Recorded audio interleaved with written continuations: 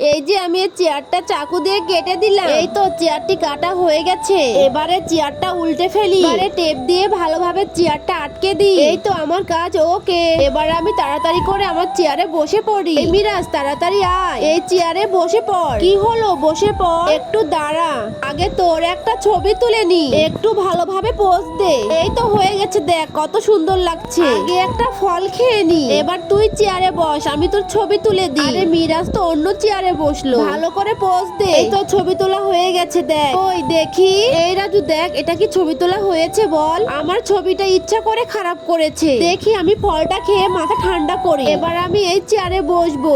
এই স্পিরিটটা নিয়ে আমি মজা করে খাবো। আরে মিরাজের তো আমি এই চেয়ারে বসাতেই পারছি না। এই মিরাজ এই চেয়ারে বস না। আরে বসতে লেগে আবার কি হলো? দেখি এই কেকটা আমি খাবো। আচ্ছা আমি তোকে তুলে দিচ্ছি, দাঁড়া। যা, তোর বসা লাগবে না, আমি বসে পড়ি। এই দেখ আমি বসে পড়লাম। আরে আমি তো চেয়ার ভেঙে পড়ে গেলাম। বন্ধুরা, তোমরা যদি তোমার মাকে ভালোবেসে থাকো আর এই ছবিটিকে সুন্দর মনে করে থাকো, তাহলে ভিডিওটিকে লাইক করে চ্যানেলটি সাবস্ক্রাইব করে দাও।